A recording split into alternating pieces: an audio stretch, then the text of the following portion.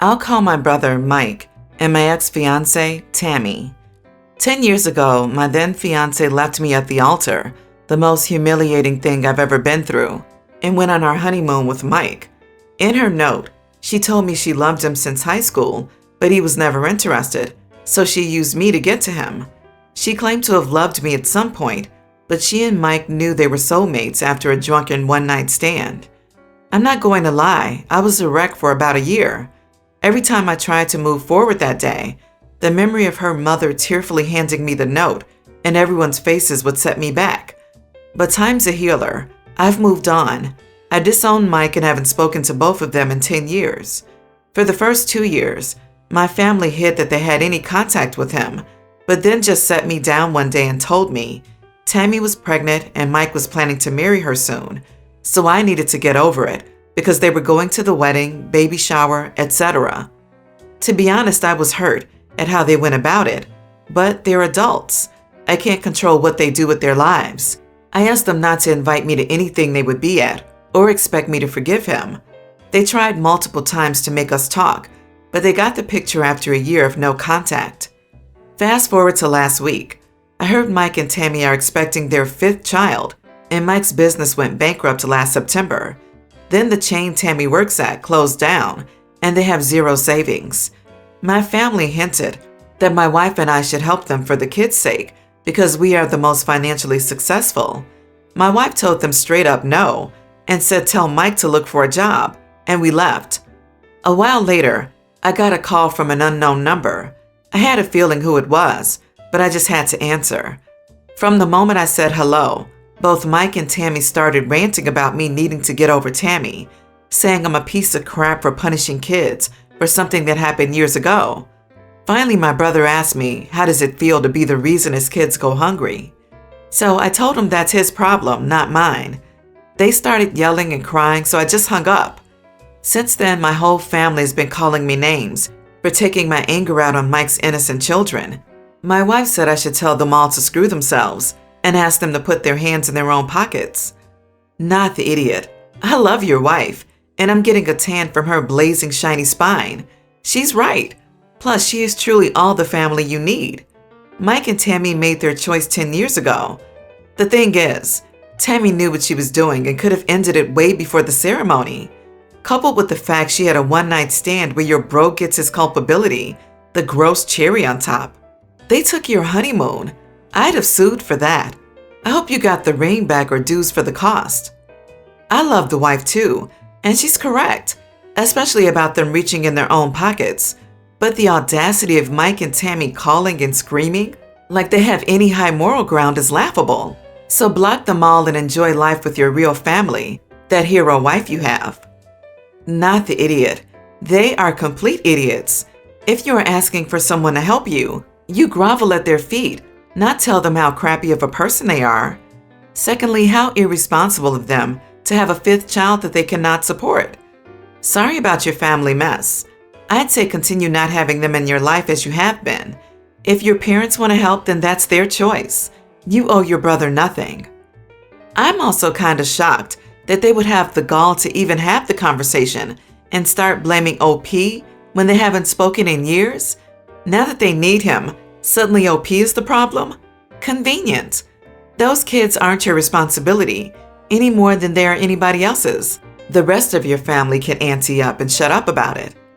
You're the reason their kids go hungry? LMFAO. Do not get me wrong. I wouldn't say I like seeing anyone go hungry. And trust, I had to have help once or 100 times when my kids were little. And no, there wasn't a global issue. But they seem to be sitting back waiting for you and your wife to save the day and not making any advances to change their circumstances. She humiliated you and he let her. And now they need you? Please. But let's say you help them just this once. Then they'll think they're in good with you and try to keep using you. I would not. Nope, no way. However, although I think you're not the idiot, I couldn't sit back and let the kids suffer just because their parents are idiots. Maybe buy them kid-friendly meals to last a week and let them fend for themselves, because any other avenue and they will benefit too. I grew up in a small city where I also went to uni and where I started working after graduation. I have been supervising students from the university on their clinical placements for a few years now with no issues. A couple of months ago, I was once again contacted by the university to check if I'd be able to supervise a student this semester. I said yes, and as usual, I was told we'd get each other's contact info closer to the start of the internship so we could work out the details. The issue was that last week, when I got the student's info, I realized that I knew her and that she was my middle school/high school bully. I had heard through the grapevine that she had started on the same program I had been in. She had been working in some other field and done a career change, but I didn't anticipate, perhaps wrongly, that I might end up supervising her.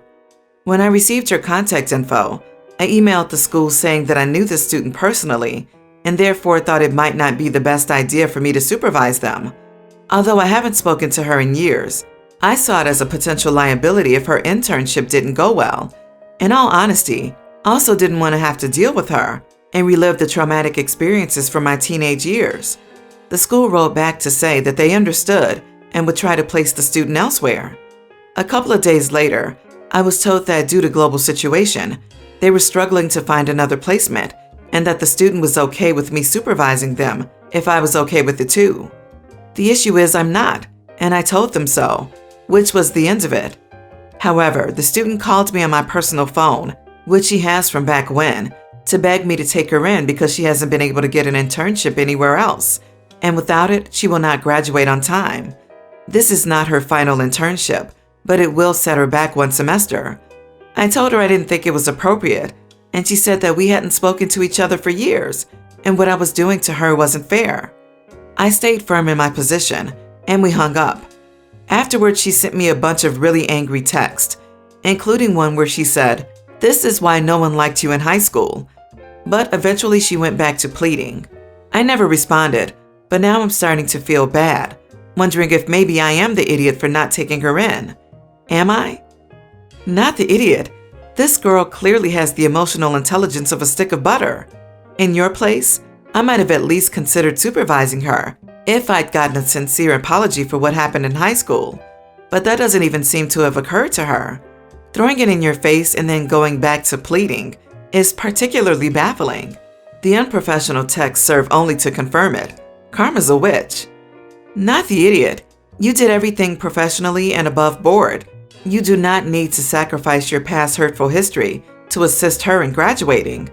The university is correct. She can be okay with you, but you also have the right to not be okay with her in a supervisory role. Pass the text along to your university so they have this on record just in case, as her behavior shows she will escalate this.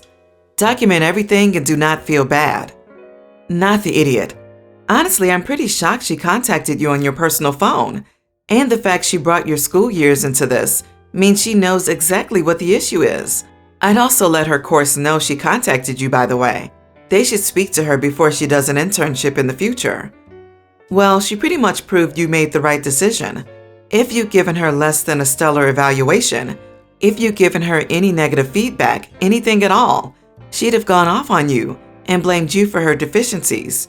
You are not wrong, Hero P. And keep all her correspondence. Screenshot the text.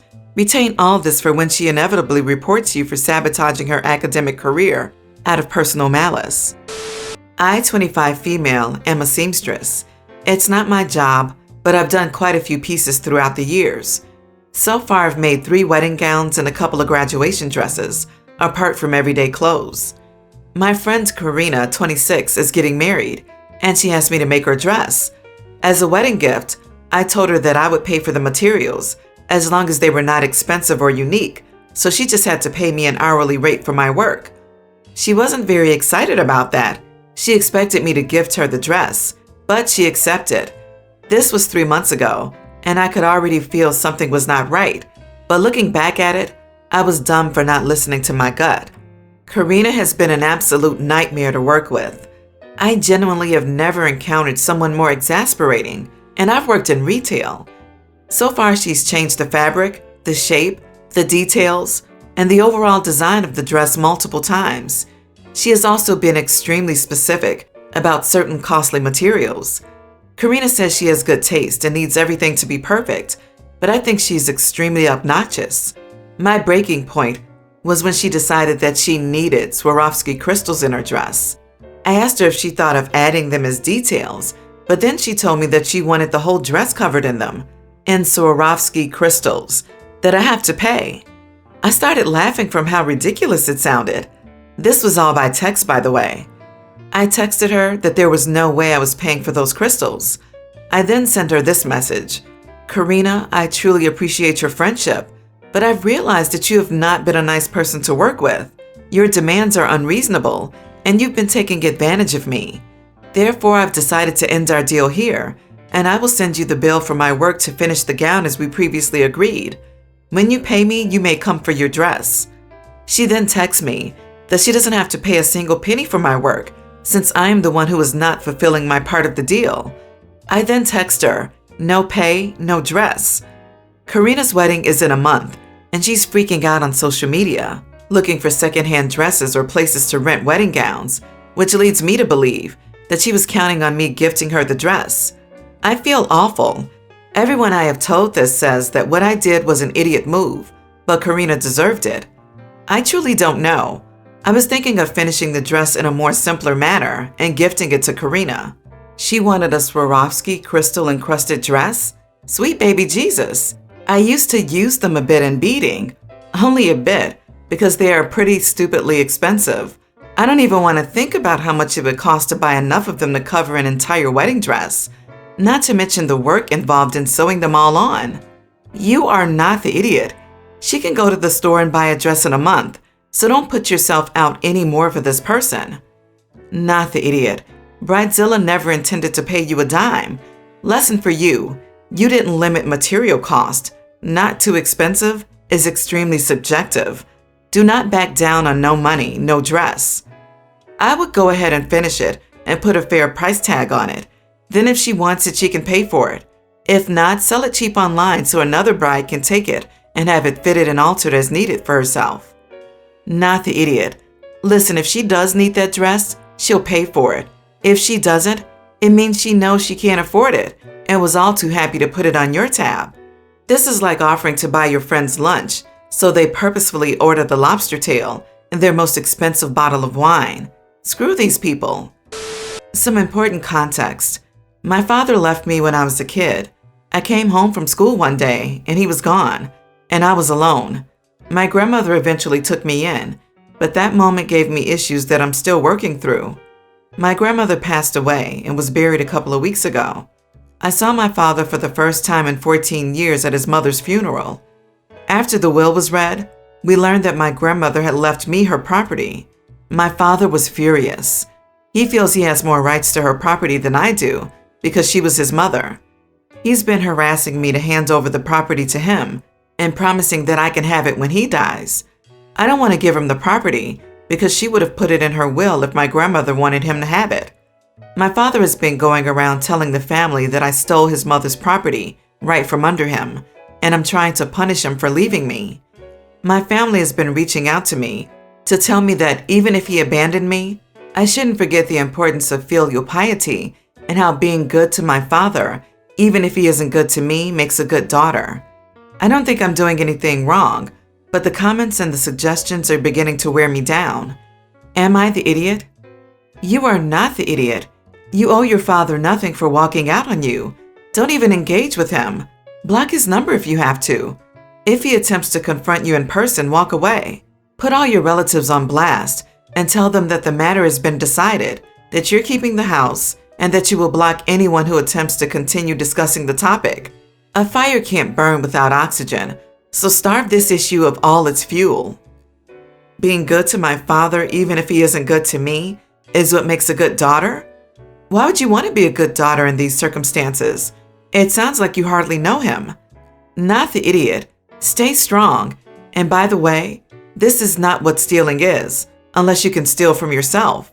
I'd be interested in knowing if, in addition to OP keeping the house, they could report the abandonment to CPS and file for years of child support that are owed. OP, even if you had suggested that your grandmother disinherit your father for abandoning you, you would not be the idiot. Your grandmother left her house to you because she wanted you to have it. End of story. Your father must have had little contact with your grandmother in the past 14 years if she raised you and you didn't see him again until the funeral. His choice to abandon his responsibility to you meant that she ended up taking over. There is zero chance of you inheriting the house when your father dies. If he doesn't sell it and squander the money, it'll be left to a love interest or beer buddy or something. Keep your house. The woman who parented you wanted you to have it. My soon-to-be ex-wife and I have twins, young teens. I found out she had been having an affair with our gardener for a few years. I don't have proof I could use in court. However, she was fired for sleeping with her boss, which I have proof of to use in court. We had a strict prenup. Any cheating would cause the other person to keep the house, most financial assets, and primary custody of the kids. My son kept asking me if mom did something wrong and why we were getting divorced. I usually just said stuff like, "Mommy and Daddy both love you. It's just we aren't compatible, and we'll try the best to work this out," or something to avoid smearing my ex. So yes, I'm angry and what she did was awful, but she's still their mother. My daughter said, "Mom said it's because Dad kept being controlling and manipulative and wouldn't let her do stuff. He now has good lawyers to make her look bad." I explained then what happened, her affairs plus her wasting our money on frivolous stuff like Gucci clothing when we were falling behind on school fees and utilities. I explained how I wasn't controlling and manipulative. I agree I could have been better, and I told them where I fell short. My ex-wife is now angry, saying her kids think she's a whore, and how dare I turn them against her. My son asked her how could she cheat. She told me I ruined their image of her. I told her that's her darn fault. So yeah, am I the idiot? Not the idiot. Your kids are old enough to understand the truth and the repercussions of said truth. They deserve to know the truth. It's not fair that she gets to smear you with lies, but you have to keep the truth secret. Please though, as a child of divorce, keep them out of the rest of it. They don't need to hear or know all the crap that's going to go on between you and the lawyers and your wife. Exactly. She told me I ruined their image of her. That's rich for her to complain about ruining her image when he told the truth, while at the same time she had no problem telling lies to the kids. If she didn't want people to know about her actions, maybe she shouldn't have done those actions. Mind-blowing idea, I know. Yeah, OP, you can't ruin someone's image by making it more clear. Unfortunately, she ruined her image by doing nasty things. Your kids would have had to find out the truth at some point. They're at that age where they can understand what's going on. So don't beat yourself up. You told the truth because you don't want to lose your kids, not because you're out for revenge.